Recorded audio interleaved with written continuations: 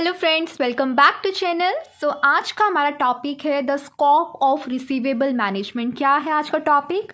आज हम डिस्कस करेंगे scope of receivable management. Scope क्या होता है? स्कोप का मतलब होता है that which all activities are involve under the task of receivable management, कि कौन कौन सी एक्टिविटीज़ परफॉर्म की जाती हैं वाइल मैनेजिंग द रिसीवेबल्स। ठीक है, तो आज जो है टोटल हम 4 डिफरेंट एस्पेक्ट समझेंगे रिसीवेबल मैनेजमेंट के। पहला जो हमारे पास यहाँ पर गिवन है वो है formulation of optimum credit policy. Second है determination of credit terms. Third है फॉर्मुलेशन ऑफ कलेक्शन पॉलिसी। और जो लास्ट है वो है इवैल्यूएशन ऑफ क्रेडिट पॉलिसी। ठीक है, तो सबसे पहला जो यहाँ पर हमारे पास लिखा है वो क्या है? Formulation of optimum credit policy. कि सबसे पहले ऑर्गेनाइजेशन को क्या करना है? एक ऑप्टिमम क्रेडिट पॉलिसी को फॉर्मुलेट करना है। जब हम क्रेडिट पॉलिसी की बात करते हैं तो उसके अंडर जो है हमारे पास 2 इम्पॉर्टेंट जो है कंपोनेंट्स हैं। पहला क्रेडिट स्टैंडर्ड और दूसरा क्रेडिट एनालिसिस। ठीक है, क्रेडिट स्टैंडर्ड क्या होता है, क्रेडिट एनालिसिस क्या होता है, अब आपको ये भी समझना है। ठीक है, क्रेडिट स्टैंडर्ड्स क्या होते हैं? क्रेडिट स्टैंडर्ड्स जो हैं वो एक तरह का क्राइटेरिया है या आप कह लीजिए गाइडलाइंस हैं जो एक कंपनी इस्टेब्लिश करती है टू डिटरमाइन कि whether to extend a credit to a customer और नॉट, कि एक कस्टमर को क्रेडिट ऑर्गेनाइजेशन देगी या नहीं देगी, अगर देगी तो कितना देगी और अंडर व्हाट टर्म्स जो है वो उसे क्रेडिट देगी। ठीक है, क्रेडिट स्टैंडर्ड्स मतलब क्या हुआ कि ये जो है गाइडलाइंस हैं जो एक ऑर्गेनाइजेशन इस्टेब्लिश करती है ये डिटरमाइन करने के लिए whether to extend credit to a customer और not, and if yes how much and under what terms. ठीक है, कि क्रेडिट देना है कि नहीं देना है एक स्पेसिफिक कस्टमर को, अगर देना है तो कितना देना है और किस टर्म पर देना है। ठीक है, तो क्रेडिट स्टैंडर्ड की जब हम बात की तो हमने क्या कहा? Criteria, guidelines. तो यहाँ पर जो है 4 एग्जाम्पल्स हैं कि किस किस तरह का क्राइटेरिया ऑर्गेनाइजेशन इस्टेब्लिश करती है। Criteria regarding the customer selection. सबसे पहला क्या लिखा है?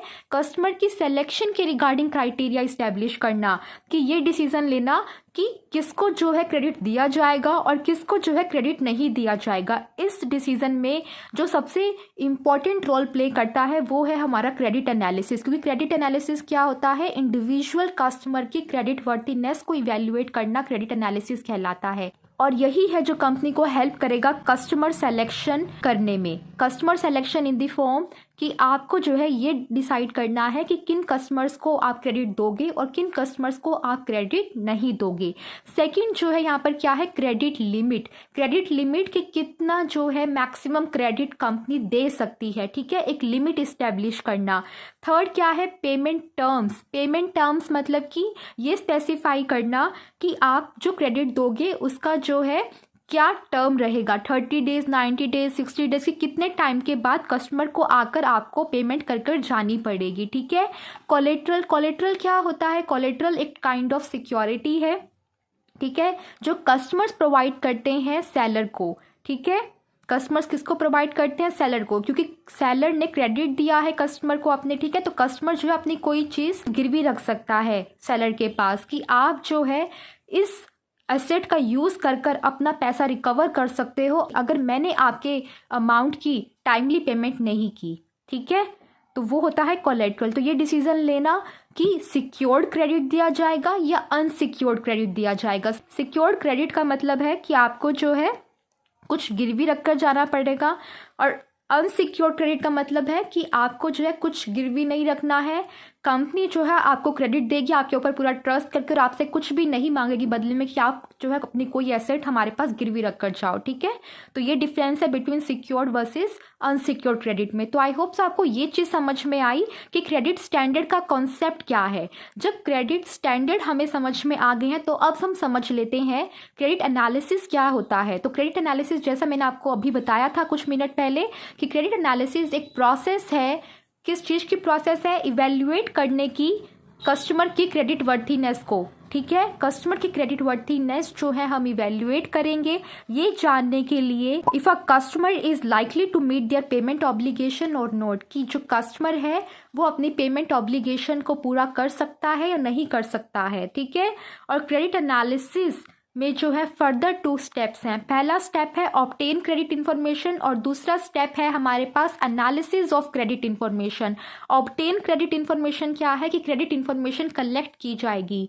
ठीक है, अब ये जो है इंफॉर्मेशन कहाँ से आएगी, इसके दो सोर्सेज हैं, इंटरनल सोर्सेज और एक्सटर्नल सोर्सेज। इंटरनल सोर्सेज तो क्या होगा, मान लीजिए कि जो सेलर है उसने क्या किया, अपने कस्टमर्स को जो है फॉर्म डिस्ट्रीब्यूट कर दिया और उनसे कहा कि आप लोगों को क्या करना है, आपको ये सारे के सारे फॉर्म फिल आउट करने हैं, इसमें आपने अपनी फाइनेंशियल एक्टिविटीज़ के बारे में बताना है। तो वो हो गया इंटरनल सोर्स। और एक्सटर्नल सोर्स क्या है, पहला यहाँ पर लिखा है फाइनेंशियल स्टेटमेंट। फाइनेंशियल स्टेटमेंट मतलब कि कस्टमर के जो बुक्स ऑफ अकाउंट हैं, जैसे कि P&L statement, profit and loss statement, balance sheet, उन सब के बेसिस पर भी कंपनी इवेल्युएट कर सकते हैं कि कस्टमर जो है कितना कैपेबल है अपनी क्रेडिट ऑब्लिगेशन को पूरा करने में। ठीक है, दूसरा है यहाँ पर बैंक रेफरेंस। बैंक रेफरेंस मतलब कि कस्टमर के बैंक से ये इन्फॉर्मेशन कलेक्ट करना कि उसकी क्रेडिट वर्थीनेस कैसी है। तीसरा यहाँ पर लिखा है क्रेडिट रेफरेंस, सॉरी ये मिस्टेक है, क्रेडिट नहीं है, इसका नाम है ट्रेड रेफरेंस। ट्रेड रेफरेंस क्या होता है, ट्रेड रेफरेंस का मतलब होता है कि जिन पर्सन या फर्म के साथ कस्टमर अभी डील कर रहा है उन लोगों से जाकर पता करना कि कस्टमर जो है कितना जो है ट्रस्टवर्दी है। ठीक है, चौथा यहाँ पर क्या लिखा है, the fourth one is credit rating. Credit rating जो है ये प्रोवाइड की जाती है by the big credit rating agencies. Credit rating agencies क्या करती हैं, वो मार्केट रिसर्च के थ्रू, इन्वेस्टिगेशन के थ्रू, न्यूज़पेपर के थ्रू इंफॉर्मेशन कलेक्ट करती हैं अबाउट द डिफरेंट कस्टमर्स। ठीक है, तो उनकी रिपोर्ट्स चेक कर कर भी हम ये इवेल्युएट कर सकते हैं कि एक कस्टमर कितना ट्रस्टवर्दी है और कितना ट्रस्टवर्दी नहीं है। ठीक है, सेकेंड यहाँ पर जो स्टेप लिखा है वो क्या है, एनालिसिस ऑफ क्रेडिट इन्फॉर्मेशन। ठीक है, एनालिसिस करना है क्रेडिट इन्फॉर्मेशन का। एनालिसिस करने के यहाँ पर दो एस्पेक्ट है, पहला है क्वांटिटेटिव एस्पेक्ट और दूसरा है क्वालिटेटिव एस्पेक्ट। ठीक है, क्वांटिटेटिव एस्पेक्ट में तो आपने क्या कैलकुलेट करना है, average payment period of creditors आपको यहाँ पर कैलकुलेट करना है। और ये हम किसके बेसिस पर कैलकुलेट कर सकते हैं, based on the internal sources of information हम इसे कैलकुलेट कर सकते हैं। Based on the financial statements हम इसे कैलकुलेट कर सकते हैं। और क्वालिटेटिव मतलब कि एक जजमेंट बनाना about the image of the customer. और इसके लिए हम जो है किसको ट्रस्ट करेंगे, बैंक रेफरेंस, ट्रेड रेफरेंस, इन सब चीज़ों की हेल्प से जो है क्वालिटेटिव एनालिसिस किया जा सकता है। तो सबसे पहला जो यहाँ पर एस्पेक्ट था, जो सबसे पहली एक्टिविटी यहाँ पर लिखी थी under the scope of receivable management, वो क्या थी, फॉर्मुलेशन ऑफ क्रेडिट पॉलिसी। ठीक है, क्रेडिट पॉलिसी फॉर्मुलेट करनी है जिसमें हमने दो इंपॉर्टेंट कंपोनेंट समझे, क्रेडिट स्टैंडर्ड और क्रेडिट एनालिसिस। क्रेडिट स्टैंडर्ड मतलब कि बेसिक गाइडलाइंस इस्टेब्लिश करना कि किन कस्टमर्स को क्रेडिट दिया जाएगा, कितना दिया जाएगा, किन टर्म्स पर दिया जाएगा, सिक्योर्ड दिया जाएगा या अनसिक्योर्ड क्रेडिट दिया जाएगा। और दूसरा क्रेडिट एनालिसिस करना। क्रेडिट एनालिसिस मतलब कि कस्टमर की क्रेडिट वर्थीनेस को चेक करना, कस्टमर की क्रेडिट वर्थीनेस को इवेल्युएट करना, ये जानने के लिए कि वो कितना कैपेबल है अपनी क्रेडिट ऑब्लिगेशन को पूरा करने में। ठीक है, तो इसमें हमने दो स्टेप्स देखे थे। ठीक है, तो ये था हमारा फॉर्मुलेशन ऑफ क्रेडिट पॉलिसी। अब सेकंड एक्टिविटी की तरफ चलते हैं, क्या है, determination of credit terms. Credit terms की डिटर्मिनेशन करनी है। These are the terms which relate to the repayment of the amount of credit sale. ठीक है, अब कंपनी क्या करेगी, क्रेडिट टर्म्स को डिटरमाइन करेगी। इसमें सबसे पहले जो डिटर्मिनेशन की जाएगी वो क्रेडिट पीरियड की डिटर्मिनेशन की जाएगी।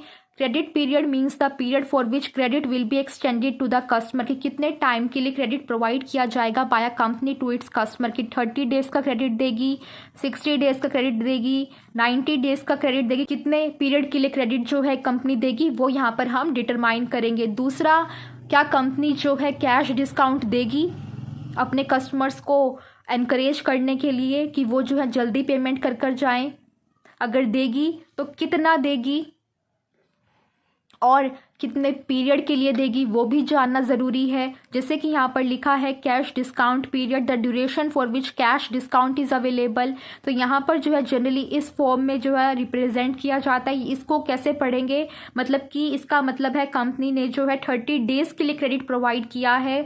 और 2/10 का मतलब क्या है कि अगर एक कस्टमर जो है with in first 10 days of 30 days credit अगर पेमेंट कर कर जाता है तो उसे 2% का कैश डिस्काउंट मिलेगा। ठीक है, इस तरह से इसे रीड करते हैं, 2% डिस्काउंट अगर वो 10 दिन के अंदर पेमेंट कर कर जाता है। 10 दिन कौन से, अगर 30 डेज का क्रेडिट मिला है तो अगर वो पहले 10 दिन में पेमेंट कर देगा तो उसे 2% पर कैश डिस्काउंट दिया जाएगा। ठीक है, तो इस तरह से इसे रीड करते हैं। आई होप्स आपको सेकंड एक्टिविटी भी समझ में आ गई। अब थर्ड एक्टिविटी की तरफ मूव करते हैं। थर्ड एक्टिविटी क्या है? Formulation of collection policy. Collection policy lays down the collection procedures to be followed by a company to collect money from the customers who fail to pay within इन period allowed to them देम। ठीक है, इसका मतलब क्या है? इसका मतलब है कि कंपनी जो है क्या करेगी, एक पॉलिसी फॉर्मुलेट करेगी रिगार्डिंग द कलेक्शन प्रोसीजर्स। ठीक है, कलेक्शन प्रोसीजर्स एक कंपनी तब फॉलो करती है जब हमारे कस्टमर फेल हो जाते हैं to make the payment of credit within the credit period. Credit period था 30 डेज और अब हो गए हैं 40 डेज, अब तक पेमेंट रिसीव नहीं हुई है। तो अब कंपनी इस सिचुएशन में क्या करेगी, उसके रिगार्डिंग एक पॉलिसी इस्टेब्लिश करना, उसे बोलेंगे कलेक्शन पॉलिसी। ऑब्जेक्टिव क्या है इस पॉलिसी को इस्टेब्लिश करने का? कि हमें जो है क्या करना है, कैपिटल कॉस्ट को अवॉइड करना है और बैड डेट्स को अवॉइड करना है। बैड डेट्स क्या होते हैं? बैड डेट्स का मतलब होता है इररिकवरेबल रिसीवेबल्स। ठीक है, कि अपनी जो हमारी क्रेडिट सेल की अमाउंट है उसको इररिकवरेबल रिसीवेबल बनने से बचाना है। और दूसरा कैपिटल कॉस्ट को अवॉइड करना है। कैपिटल कॉस्ट कौन सी होती है?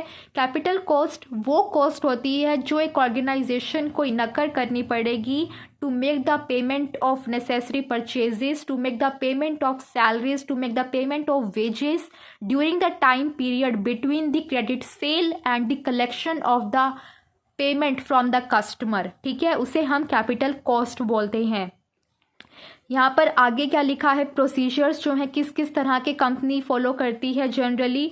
तो या तो वो रिमाइंडर लेटर भेजेगी कि आपकी जो है पेमेंट ड्यू है, अभी तक क्रेडिट पीरियड एक्सपायर हो गया, प्लीज़ पेमेंट करिए। ठीक है, या फिर वो टेलीफोन कॉल करेगी, या फिर वो पर्सनल विजिट करेगी, या फिर वो लीगल एक्शन लेगी। ठीक है, तो ये जो है प्रोसीजर्स हैं जो कंपनी यूजुअली फॉलो करती है। बट इन प्रोसीजर्स को फॉलो करते टाइम पर कंपनी को कुछ चीज़ें ध्यान में रखनी है। पहली कि उसे जो है कोई भी एक्शन लेने से पहले कंसल्ट करना है सेल डिपार्टमेंट से।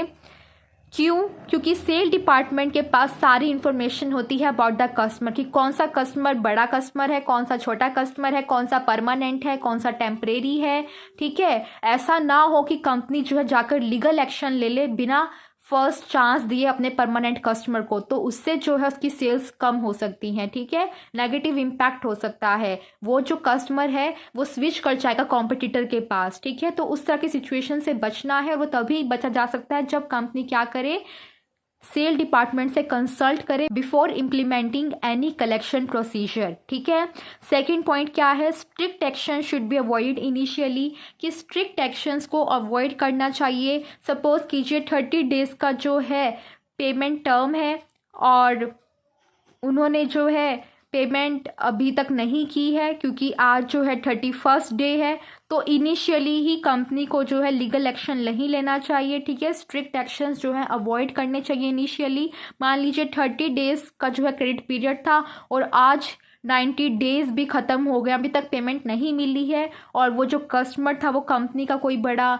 ट्रस्ट वर्दी कस्टमर भी नहीं था, तो उस टाइम पर कंपनी जो है स्ट्रिक्ट एक्शंस ले सकती है। ठीक है, थर्ड पॉइंट क्या है? Cost of collection should not exceed the amount of collection of debt. ये तो ऑब्वियस सी बात है कि सपोज आपको कलेक्ट करने हैं 40,000 रुपीज़ और आपने जो है स्पेंड कर दिए 60,000 rupees to collect the amount from the customer. तो ऐसे पैसे का क्या फ़ायदा जिससे रिकवर करने के लिए आपने ज़्यादा खर्च कर दिया है। ठीक है, तो जो आपकी कॉस्ट ऑफ कलेक्शन है वो कभी भी ज़्यादा नहीं होनी चाहिए than the amount of the collection of debt. ठीक है, ये बात आपको ध्यान में रखनी है। लास्ट एक्टिविटी जो यहाँ पर गिवन है वो है इवैल्यूएशन ऑफ क्रेडिट पॉलिसी। अब आपने फर्स्ट एक्टिविटी क्या परफॉर्म की थी? आपने जो है फॉर्मुलेशन किया था क्रेडिट पॉलिसी का। अब लास्ट एक्टिविटी क्या है यहाँ पर कि आपने इवैल्यूएशन करना है क्रेडिट पॉलिसी का। इवैल्यूएशन करने वाले स्टेप में क्या करेगी ये कंपनी जो है कंपैरिजन करेगी between the actual investment in the receivables and the optimum level of receivables. ठीक है, कि जो उसने एक्चुअल इन्वेस्ट कर रखा है रिसीवेबल्स में, और दूसरा कि ऑप्टिमम लेवल जो था रिसीवेबल का। ऑप्टिमम लेवल कौन सा लेवल होता है रिसीवेबल का?